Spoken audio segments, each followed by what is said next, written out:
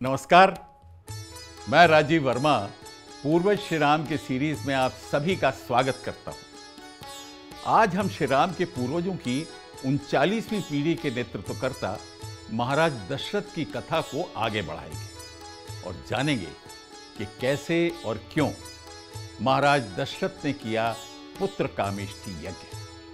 साथ ही उनके पिछले जन्म से जुड़े उस संदर्भ की चर्चा करेंगे जो रामचरितमानस में उद्धृत है और समझेंगे क्यों भगवान हरि ने महाराज दशरथ के घर पुत्र के रूप में अवतरित होना स्वीकारा। तो चलिए महाराज दशरथ के पुत्र कामेष्टि यज्ञ और पूर्व जन्म की कथा को जानने के लिए शुरू करते हैं पूर्वज श्री राम के।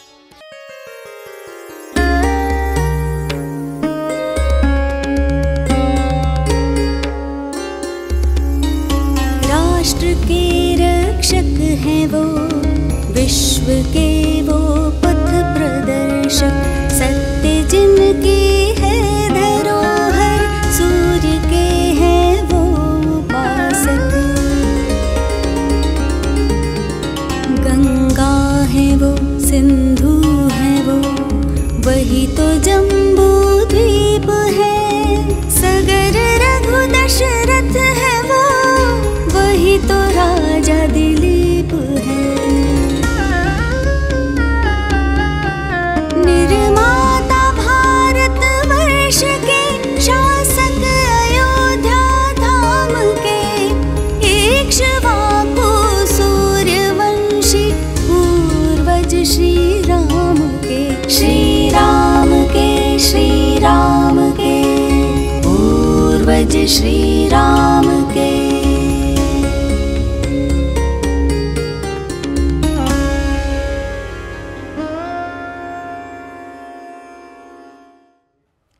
वाल्मीकि रामायण के तीसरे, चौथे और पांचवें सर्ग में महाराज दशरथ के पराक्रम, उनके राज्य के वैभव और अयोध्या वासियों की संपन्नता का वर्णन है।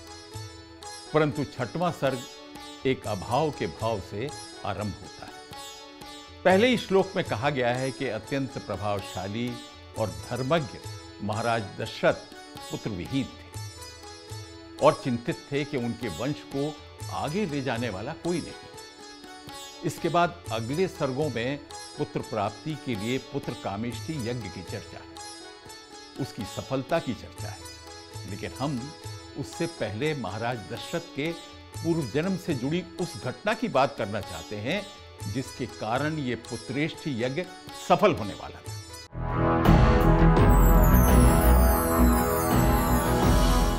लंबे समय तक संतान न होने पर महाराज दशरथ की स्थिति का वर्णन करते हुए रघुवंशम में कहा गया है कि इंद्र के समान तेजस्वी तथा प्रतापी राजा दशरथ को पृथ्वी का राज करते हुए कई वर्ष व्यतीत हो गए, परंतु उन्हें पितृ ऋण से मुक्ति प्रदान करने वाले पुत्र की प्राप्ति न हुई। यह वर्णन रामचरितमानस के ही समान है, लेकिन इसके बाद रघुवंशम रामचरितमानस से अलग एक संकेत करता है। वहां कहा गया है कि मंथन से पूर्व भी समुद्र में रत्न होते हैं, परंतु निमित्त न होने के कारण वे प्रकट नहीं होते। महाराज दशरथ की स्थिति भी ऐसी ही थी। इसका अर्थ है कि महाराज दशरथ के पूर्व जन्म के सत्कर्मों के कारण पुत्र प्राप्ति निश्चित थी, परंतु उसका कारण अभी घटित नहीं हुआ था। अब प्रश्न उठता है कि महाराज दशरथ के पूर्व जन्म से जुड़ी वो कौन सी घटना है जिसके कारण पुत्र कामेष्टि यज्ञ सफल होने वाला था। उस घटना का वर्णन रामचरितमानस में प्राप्त होता है। यह स्वयंभू मनु और उनकी पत्नी शतरूपा से जुड़ी हुई है। उनके विषय में रामचरितमानस कहती है कि स्वयंभव मनु अरुसत रूपा, जिन्हते भय नर सृष्टि अनुपा, दंपति धर्म आचरण नीका, अजहु गाव श्रुत जिन कैलीका। अर्थात स्वयंभू मनु और उनकी पत्नी शतरूपा से ही मनुष्यों की सृष्टि हुई। इन दोनों पति पत्नी के धर्म और आचरण इतने अच्छे थे कि आज भी वेद जिनकी मर्यादा का गान करते हैं। रामचरितमानस स्वयंभू मनु के विषय में कहती है कि उन्हें उत्तानपाद और प्रियव्रत जैसे पुत्र हुए, जिनका वर्णन वेद पुराण करते हैं, और देवहूति जैसी कन्या प्राप्त हुई, जिन्होंने कर्दम ऋषि की पत्नी बनकर सांख्य शास्त्र का वर्णन करने वाले भगवान कपिल मुनि को जन्म दिया। यद्यपि ऐसी महान संतान पाकर स्वयंभू मनु ने दीर्घकाल तक राज्य किया और सब प्रकार से भगवान की आज्ञा का पालन किया, परंतु अंत समय में उनका मन व्यथित था। उनके मन में विचार आया कि होय न विषय विराग, भवन बसत भाचौथ पर, हृदय बहुत दुख लाग, जन्म गयो हरि भगत बिन। अर्थात घर में रहते हुए बुढ़ापा आ गया, परंतु विषयों से वैराग्य नहीं हुआ और वे दुखी हो गए। वे सोचने लगे कि क्या श्री हरि की भक्ति बिना जन्म यूं ही चला जाएगा? उत्तर आया नहीं, और वे पुत्र को राज्य देकर तीर्थों में श्रेष्ठ नैमिषारण्य की ओर चल दिए। स्वयंभू मनु और शतरूपा गोमती के किनारे जा पहुंचे। वहां मुनियों ने उन्हें आदर पूर्वक सभी तीर्थों के दर्शन करवाए। यात्रा से उनका शरीर दुर्बल हो गया था, परंतु उन्होंने मुनियों के समान वल्कल वस्त्र धारण कर लिए थे और संतों के समाज में नित्य पुराण सुनते थे और द्वादशाक्षर मंत्र अर्थात ओम नमो भगवते वासुदेवाय इसका प्रेम सहित जप करते थे। वे साग, फल और कंद का आहार करते थे और सच्चिदानंद ब्रह्म का स्मरण करते थे। अंत में वे श्री हरि के दर्शन के लिए तप करने लगे और कंद, मूल और फल को त्याग कर केवल जल के आधार पर रहने लगे। उनके तप के विषय में रामचरितमानस कहती है कि एहि विधि बीते बरस शट, सहस बारी आहार, संबत सप्त सहस्त्र पुनि, रहे समीर आधार।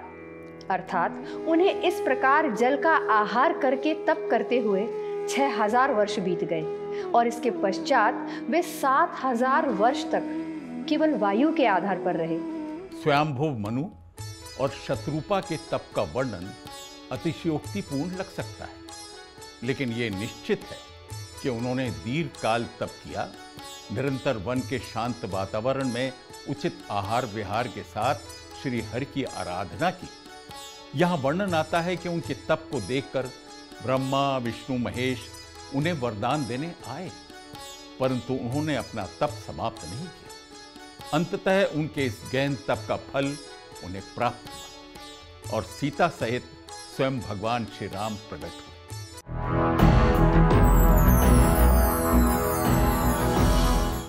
सर्वप्रथम प्रभु ने दर्शन नहीं दिए, केवल एक आकाशवाणी हुई, वर मांगो।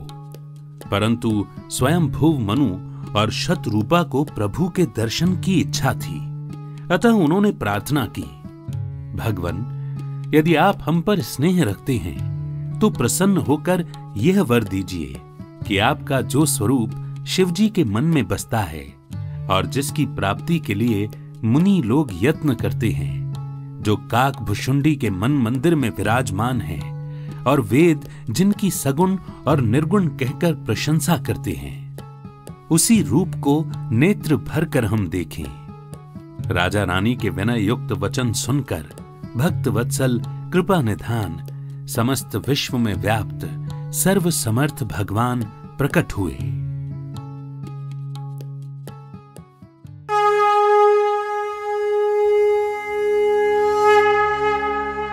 नील सरोरुह नीलमणि, नील नीरधर श्याम, लाजहि तन शोभाने रखी, कोटि कोटि सत्कार।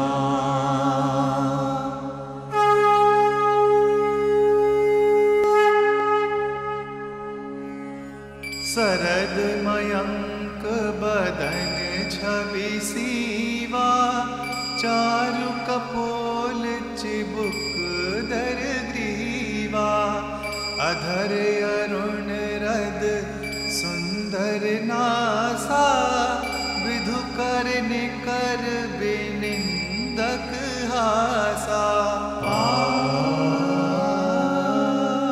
नव अम्बुज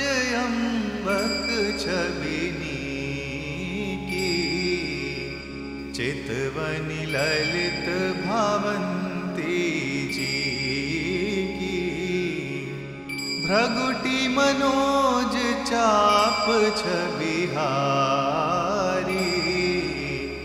तिलक ललाट पटल दुतिकारी, कुंडल मकर मुकुट सिर भ्राजा, कुटिल केस जनु मधुप समाजा।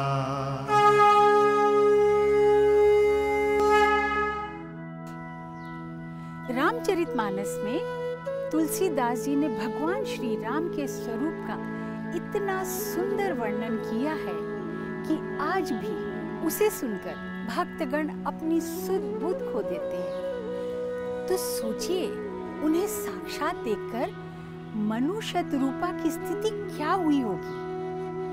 इसीलिए रामचरितमानस कहती है कि छवि समुद्र हरि रूप बिलोकी, एक टक रहे नयन पट रोकी, चित वही सादर रूप अनूपा, तृप्ति न मानहि मनु शतरूपा। अर्थात शोभा के समुद्र श्री हरि के रूप को देखकर मनु शतरूपा पलकों को बिना झपकाए एक टक देखते रह गए। श्री हरि के उस अनुपम रूप को आदर सहित देखते देखते उनका मन भरता ही नहीं था। श्री हरि के दर्शन के आनंद के कारण उनकी स्थिति ऐसी हो गई कि वे अपनी देह की सुधि भूल गए। तुलसीदास जी कहते हैं कि वे हाथों से भगवान के चरण पकड़कर दंड की भांति भूमि पर गिर पड़े। तब पालु प्रभु ने अपने कर कमलों से उनके मस्तक का स्पर्श किया और उन्हें तुरंत ही उठा लिया। इसके बाद बोले, पानी धान पुनि अति प्रसन्न मोहि जानी, मांगो बर जोई भाव में महादानी अनुमानी। अर्थात पानीधान भगवान बोले कि मुझे अत्यंत प्रसन्न जानकर, मुझे बड़ा भारी दानी मानकर जो मन को भाए वही वर मांग लो। सोचिए कि प्रभु ने स्वयं कह दिया कि जो मांगना है वो मांग लो। स्वाभाविक था कि श्री हरि के ऐसे वचन सुनकर राजा रानी अपना धीरज खोने लगे, परंतु उन्होंने स्वयं को संभाला और बोले, प्रभु, यूँ तो आपके चरण कमलों को देखकर ही हमारी सारी मनोकामनाएं पूर्ण हो गई हैं, परंतु अभी भी मन में एक लालसा है, लेकिन मैं स्वयं को उसके उपयुक्त नहीं पा रहा हूँ। जैसे कोई दरिद्र कल्प वृक्ष को पाकर भी अधिक द्रव्य मांगने में संकोच करता है, ठीक वैसा ही भाव मेरा है प्रभु। इस पर भगवान ने पुनः कहा, राजन, संकोच छोड़कर मांगो। तब राजा ने कहा, दानी शिरोमणि कृपा निधि, नाथ कहूँ सती भाऊ, चाहूँ तुम ही समान सुत, प्रभु सन कवन दुराऊ। अर्थात, हे दानियों के शिरोमणि, हे पाणिधान, हे नाथ, मैं अपने मन का सच्चा भाव कहता हूँ। भला प्रभु से क्या छुपाना? प्रभु, मैं आपके ही समान पुत्र चाहता हूँ। राजा के भाव जानकर भगवान बोले, एवं अस्तु, अर्थात ऐसा ही हो। उन्होंने कहा कि हे राजन, मैं अपने जैसा दूसरा कहाँ जाकर खोजूं, इसीलिए मैं स्वयं ही आकर तुम्हारा पुत्र बनूंगा। श्री हरि ने मनु शतरूपा को ये वरदान दिया और यही मनु शतरूपा त्रेता युग में महाराज दशरथ और माता कौशल्या हुई। रामचरितमानस में वर्णित दशरथ का ये पूर्व जन्म बताता है कि उन्होंने स्वयंभुव मनु के रूप में घोर तप और श्री हरि की भक्ति की थी। इसी कारण ये निश्चित था कि उन्हें पुत्र की प्राप्ति होगी, परंतु अभी वो परिस्थितियां नहीं बनी थी जिनमें महाराज दशरथ के पूर्व जन्म के कर्म फलित हों। यही कारण था कि उनके मन में पुत्रेष्टि यज्ञ करने का विचार आया।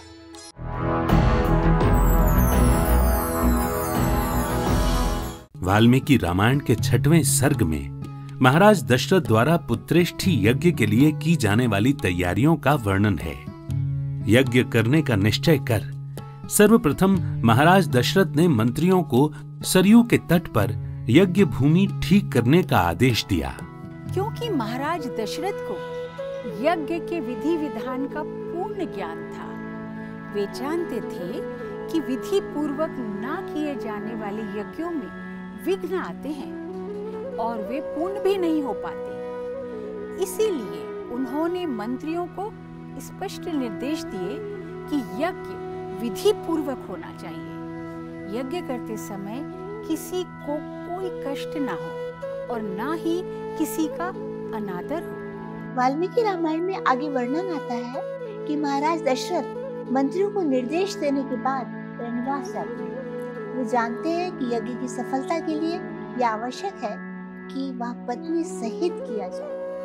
यही कारण है कि राजमहल में पहुंचकर महाराज दशरथ अपनी रानियों को बताते हैं कि मैं पुत्र प्राप्ति के लिए यज्ञ करूंगा और कहते हैं कि इस यज्ञ की सफलता के लिए आप भी यज्ञ की दीक्षा ले लीजिए। वाल्मीकि रामायण के 7वें सर्ग में वर्णन आता है कि सारी तैयारियों के बीच महाराज दशरथ रानियों सहित ऋष्यशृंग के आश्रम में जाते हैं। वहां महाराज दशरथ की भेंट उनके मित्र रोमपाद से होती है। ऋष्यशृंग रोमपाद की पुत्री शांता के पति थे। वर्णन है कि रोमपाद के कहने पर ही ऋष्यशृंग पत्नी शांता सहित महाराज दशरथ के साथ अयोध्या गए। वहां आदर सत्कार के पश्चात महाराज दशरथ ने ऋष्यशृंग को पुत्र कामेष्टि यज्ञ के विषय में बताया। तब उन्होंने कहा कि इष्टिम ते अहम करिष्यामि पुत्र्याम पुत्र कारणात् अथर्व शिरसि प्रोक्तैर मंत्रे सिद्धाम विधानतः। अर्थात हे राजन, मैं आपके लिए अथर्व वेद में कहे हुए मंत्रों द्वारा विधिवत पुत्रेष्टि यज्ञ करवाऊंगा और इसका विधि पूर्वक संपादन होने से आपका मनोरथ अवश्य ही पूर्ण होगा। यहाँ प्रश्न उठता है कि जब महाराज दशरथ और कौशल्या का पूर्व जन्म स्वयंभू मनु और शत्रुपा थे और उनके सत्कर्मों के कारण महाराज दशरथ को पुत्र प्राप्ति होने ही वाली थी, तो उन्हें पुत्रेष्टि यज्ञ क्यों करना पड़ा?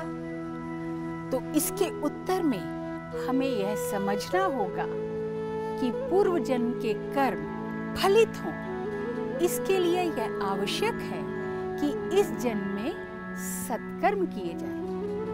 एक स्पष्टता ऋष्यशृंग की पत्नी शांता को लेकर भी देनी चाहिए। कहा जाता है कि वे दशरथ की पुत्री थी। इसका आधार भागवत पुराण का संदर्भ है। भागवत पुराण के 9वें स्कंद के 23वें अध्याय के 7वें श्लोक में कहा गया है कि महाराज दशरथ ने अपने मित्र रोमपाद को शांता को गोद दिया था। कई बार महाराज दशरथ के पुत्र कामेष्टि यज्ञ की महत्ता को लेकर भी प्रश्न होते हैं, तो इसको वाल्मीकि रामायण में तभी स्पष्ट कर दिया गया है जब ऋष्यशृंग कहते हैं कि वे अथर्व वेद में वर्णित विधि से ही पुत्रेष्टि यज्ञ करेंगे। यानी अथर्व वेद में पुत्र प्राप्ति के लिए किए जाने वाले प्रयोगों की चर्चा है। इसका उदाहरण अथर्व वेद के मंत्र शमीमश्रवत् आरूढ़ स्त्रत पुंसवनम कृतम तद्वै पुत्रस्य वेदनम तत् स्त्रीष्वा भरामसी में देखने को मिलता है, और जिसमें कहा गया है कि शमी वृक्ष पर जो पीपल उगता है वह पुत्र उत्पन्न करने का साधन है और वही हम स्त्रियों को देते हैं। रघुवंशम में पुत्रेष्ठ यज्ञ को पूर्व जन्म की घटना से नहीं जोड़ा गया है। वहाँ 2 घटनाएं साथ साथ चल रही हैं। उसके अनुसार जब महाराज दशरथ का यज्ञ प्रारंभ हुआ, उसी समय रावण के अत्याचारों से सताए हुए देवगण विष्णु भगवान के पास पहुँचे। भगवान विष्णु को उनकी स्थिति का ज्ञान था, इसलिए उन्होंने कहा कि मैंने रावण की अब तक केवल इसलिए उपेक्षा की है कि उसे ब्रह्मदेव का वर प्राप्त है। उसने अपने तप से ब्रह्मदेव को प्रसन्न कर देवताओं से अभय प्राप्ति का वर मांगा, परंतु मनुष्य को तुच्छ समझकर उनसे अवध्यता का वर नहीं मांगा। सो मैं दशरथ के घर में जन्म लेकर रावण का नाश करूंगा ही। तो हम देखते हैं कि स्वयंभू मनु और शत्रुपा के तप का परिणाम हो या रावण के अत्याचार के कारण देवताओं की तात्कालिक स्थिति, दोनों ही परिस्थितियों में श्री हरि विष्णु ने महाराज दशरथ के पुत्र के रूप में अवतरित होने का जो निर्णय लिया, वह बताता है कि महाराज दशरथ इस कि ये सर्वथा योग्य थे कि उन्हें श्री विष्णु के पिता होने का सौभाग्य प्राप्त हो। अंततः ऋषि श्रंग ने पुत्र कामेष्टि यज्ञ आरंभ किया। यज्ञ के पूर्ण होने के पश्चात महाराज दशरथ के अग्निकुंड से स्वर्ण से निर्मित और चांदी के पात्र से ढके दिव्य खीर से पूर्ण पात्र उत्पन्न हुए, जिन्हें महाराज दशरथ को सौंपते हुए ऋषि श्रंग ने कहा कि ये खीर विद्वानों द्वारा यज्ञाग्नि से निर्मित की गई है। ये पुत्र को उत्पन्न करने वाली और आयुर्वर्धक है। इसे आप अपनी पत्नियों को खिलाइए। इसके प्रभाव से आपको पुत्रों की प्राप्ति होगी। ऋषि की आज्ञा अनुसार महाराज दशरथ ने कौशल्या, कैकेयी और सुमित्रा को वो खीर सौंप दी, जिसके प्रभाव से तीनों गर्भवती हुई। निश्चित ही इसके पश्चात तीनों रानियों को पुत्रों की प्राप्ति हुई। परंतु क्या महाराज दशरथ पुत्र प्राप्ति के सुख को अधिक समय तक भोग पाए? जानेंगे, लेकिन अगले अंक में। तब तक जुड़े रहिए और देखते रहिए पूर्वज श्री राम के युग युगीन भारतवर्ष की विकास गाथा केवल वीर भारत पर। अभी के लिए नमस्कार।